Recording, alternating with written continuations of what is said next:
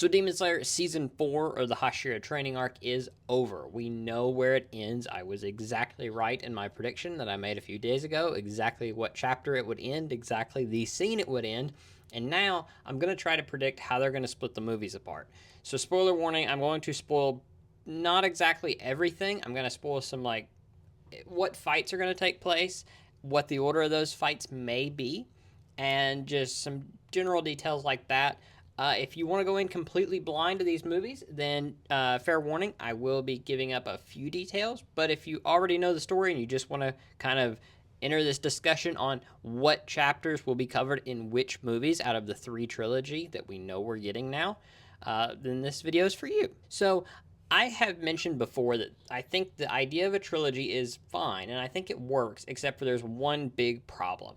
And that is that the first, like, 2/3 of this story really have no middle point. There's a kind of further into the story point you could do, but that would leave the second movie being very short. So today, what I'm going to try to do is I'm going to take all the fights that are in this final saga here, and then I'm going to split them up and to put them into each movie that will make the story make sense, cinematically make sense, and I think we'll just make the best story and the best thematic experience that we can possibly get. Now, obviously, one big thing is that we're going to probably get anime original stuff. We have already.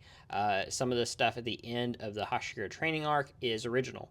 The stuff to where it basically sucked in all of the other Demon Slayers, that really wasn't in the manga. We knew it happened, but it wasn't there, especially to the extent that it was. We get kind of this few panels, but that's it. With this, we got multiple minutes of seeing this. Same thing with Muzan arriving at the Ubayashi mansion. We got multiple minutes of him getting there. We got some extra bits there. Like I said in my one video, the explosion that was one panel in the manga is a whole sequence.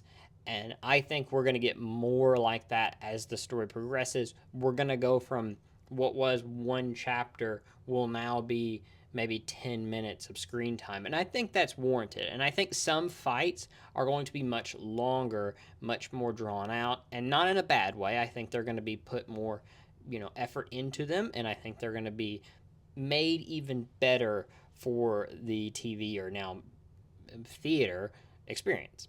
So let's start off with movie one. Now, to me, to make the movies the most enjoyable all the way through, we need to have one big fight and we need to have one minor fight. If we have two big fights in one movie, I think they're going to overshadow one another. We need to have one that kind of is a background fight and one that is a major fight. And I think also we're going to add in each movie, we're going to kind of give a update as to what our other characters are doing. Now, can't do that on all of them. We'll get to that. But I think for simplicity's sake, that makes the most sense until we get to that third movie. That third movie just changes everything. So let's start off with talking about what fights I think will be covered in the first two movies. So the first one of those is Zenitsu's fight. Zenitsu encounters someone from his past, and we find out more about why he is the way he is right now. The discovery he found out in the letter, we discover all of that. So the fight with him is a major point in his character arc. It is pretty much the final arc of him, and I think that will be in the first movie. I think that's going to be the minor fight of the first movie, and I think it will be a very important scene. And I think this is the fight that can be the most added on to. I think we can get a lot of interesting stuff in this fight. It's probably the shortest fight out of the entire manga Infinity Castle arc, but I think this one we can kind of make it a little longer because we're going to cut between this fight and the next fight, which I had to debate. Do I want there's the Upper Moon 2 and then there's the Upper Moon 3, which is Akaza. Do I want to put the Upper Moon 3 in the first movie or put the Upper Moon 2 in the first movie? I think the better idea is to put the Upper Moon 3, Akaza, in the first movie. And by doing that, we're going to move everything from the Upper Moon 2 fight to the second movie. That means we're going to have to rearrange some of the chapters because Shinobu encounters the Upper Moon 2 very early on. It is before pretty much anything. It is like 2 chapters into where we are now. We are currently at chapter 140. The Upper Moon 2 fight starts at like chapter 142. So it would be immediately the Upper Moon 2 fight, and I don't think that really works because the Upper Moon 2 fight actually goes on for quite a while until chapter 164, and I don't think we can put 24 chapters into one movie. And I think it's obvious the Zenitsu fight is going to happen in the first movie. That's just, it makes the most sense. So we're going to have to put that there. So there's no way we can put the Upper Moon 2 and the Upper Moon 3 in the same movie. So by doing that, I think Upper Moon 3 works much better in that first movie. We get our Tanjiro and Giyu fight in that movie, and then we get the Kano and Inosuke fight with the Upper Moon 2 in the second movie. I think that just works, much better. I think then we can, maybe this Shinobu stuff is the final scene of the first movie. I think that would be a great cliffhanger. And this is where I think we're going to have the biggest change from the manga to the anime, in that we're going to have to rearrange stuff. We're going to have to add some scenes so that we got a cliffhanger from the Hashira training arc into the movies now. We're going to have another point to where it's like, hey guys, we're not done. This was just the first movie. Time for the next movie. And I think this is where we're going to end the first movie with, we're going to move the scenes with Shinobu meeting the Upper Moon 2. We're going to move them from the beginning of this arc. We're going to move it to the end of the first movie. And Shinobu will walk in, she'll have her things, and spoiler here, Shinobu is going to be killed in the end of the first movie. And then I think we will have Kano come in, and she will begin her fight at the end of the first movie, leading us into the second movie. So then we get to the second movie, and this is the most interesting part of the story, because pretty much this second movie is not going to have Tanjiro in it at all. And I think that's a very interesting thing, because pretty much Tanjiro is our main character. Tanjiro has been it's your bread and butter. When you think of Demon Slayer, you're thinking of Tanjiro, or you're thinking of Nezuko. Neither one of them are going to be in this movie pretty much at all, because they just aren't in these 2 fights. So what we're going to do, second movie, we're going to have the Upper Moon 2 and the Upper Moon 1. And we're going to have to split it up a little bit, because if we load the front end with Upper Moon 2 and then the last half is the Upper Moon 1, I think it will seem a bit kind of hard to do that. So what I'm thinking is we start with Upper Moon 2, but then we cut to Upper Moon 1, and we start to have the Upper Moon 1 fight. We end about the Upper Moon 2, or the Upper Moon 2 fight will end about 3/4 of the way through, and then the final 20 minutes is just Upper Moon 1 fight, because that is the big climactic scene of the movie.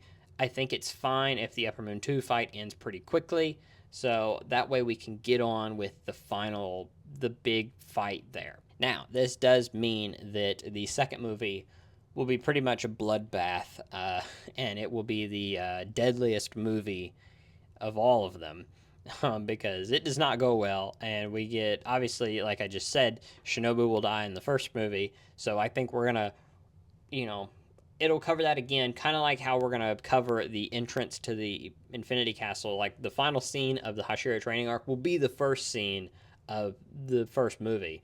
I think we're going to get the final scene with Shinobu will be the first scene of the second movie.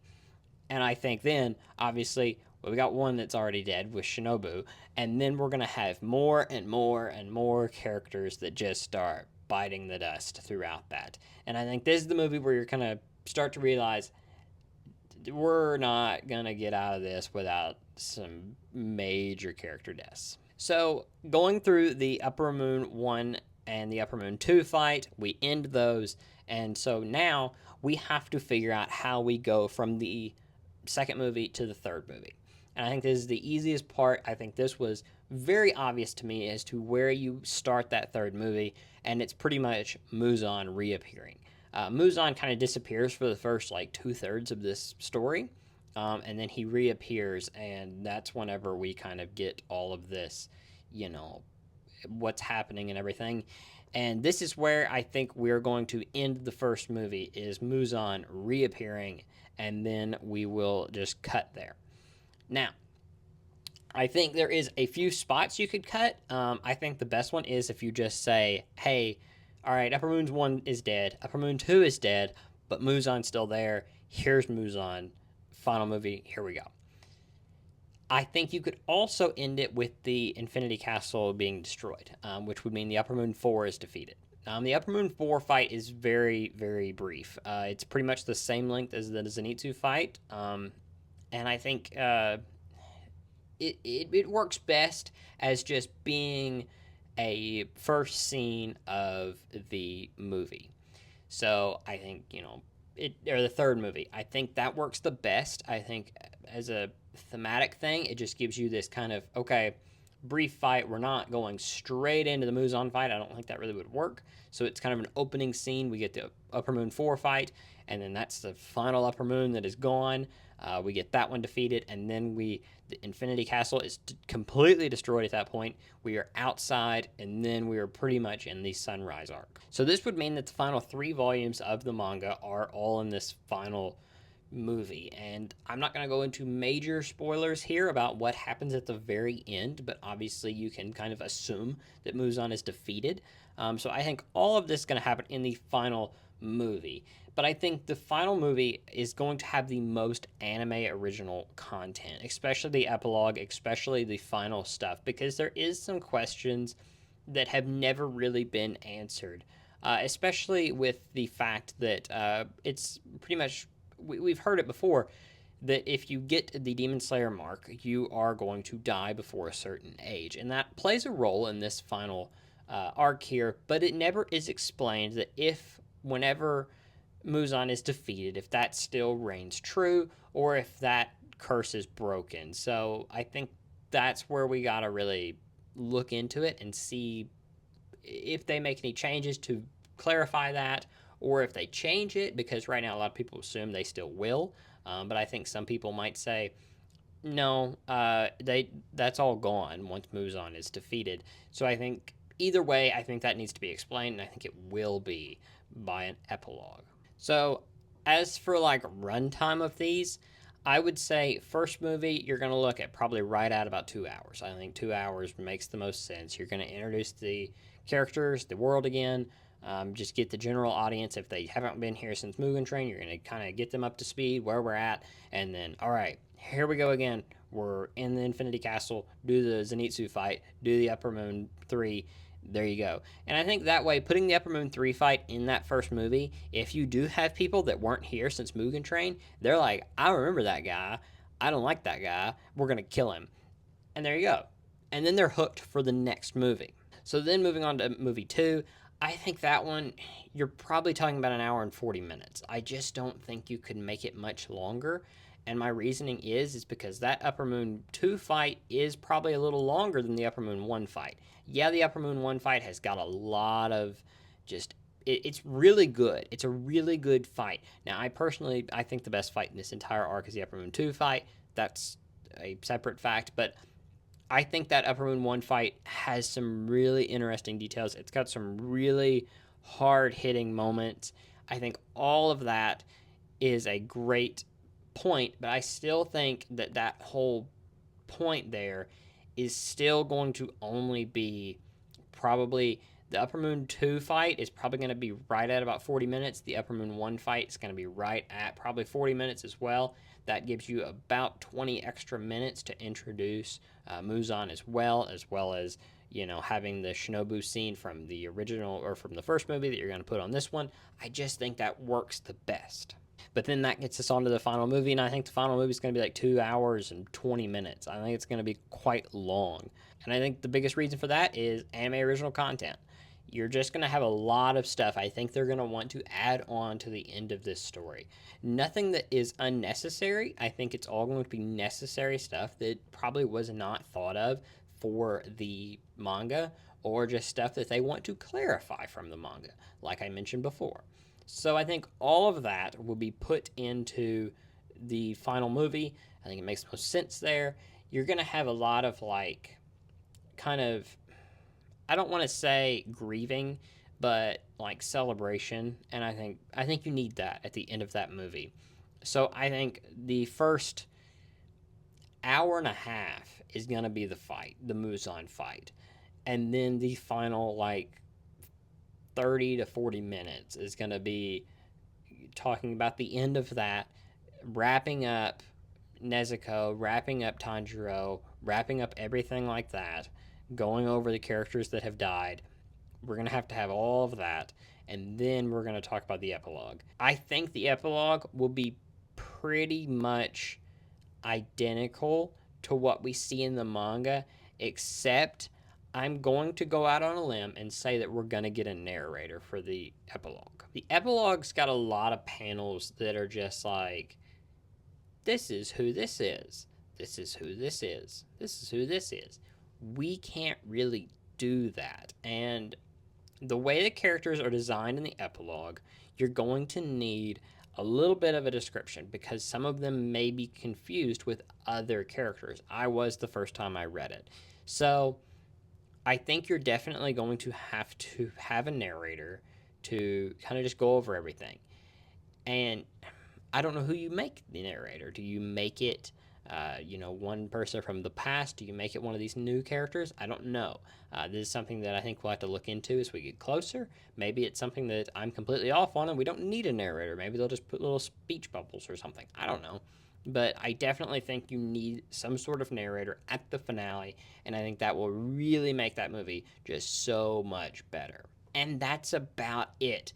Obviously, we are probably about a year away from this first movie. I think it will be early next year that we get that first movie. I think the second movie will be fall of next year. And then I think the third and final movie will be summer of 2026. I think we're going to get them probably about 6 to 8 months apart. Being that it's June now, I think probably February will be the first one. Then we're going to get another one probably around October-ish, and then the final one will be probably around April. So we'll see how all that turns out. Obviously, I know that there have been people saying that Demon Slayer production is way ahead of where they need to be, so they probably could release all three of them next year if they wanted to. I don't think that's in their best interest. I think their best interest is to do them kind of spread out, not very far. You can't do them like Star Wars to where you do one every like 3 years or 2 years because people would just lose interest. They would get bored of it. And your audience right now, you've got a younger audience, so younger audiences move on to new things very quickly. So if you keep them like, hey, remember this from, a year ago? Here's the next movie. Here's the next movie. Here's the next movie. If you split it out over 6 years, you're going to lose a lot of your audience by that final movie. So you're going to have to bam, bam, bam, get them out. And I think they're going to do that. So anyway, that's pretty much it. What did you think? Do you think it will be what I said? Do you think they're going to move the fights? Do you think they're just going to split it up? We're going to get the first half of the Upper Moon 2 fight in that first movie, and then we're going to get the second half of it in that second movie. I just don't see how that's going to work. That's going to be so much content in that first movie and then a very Upper Moon 1 heavy second movie, and I just don't think that'll work. Do you think the Upper Moon 3 fight will be in the first movie or the second movie? Let me know down below what you think. I think what I laid out is the best possible way you can do it, but like I said, I don't know. I was right about the Hashira training stuff, but this is a whole nother animal. But if we get any more information on this, I will make another video or I will talk about it on my podcast. So go ahead and like and subscribe, and I will talk about that whenever it comes up. We've got a lot more stuff coming, especially Demon Slayer. We've got a bunch of merch here. You can see Nezuko there. So we will have more merch and everything like that. So if you want to like and subscribe and to check that out whenever it comes out, I would greatly appreciate that. But anyway, until next time, bye.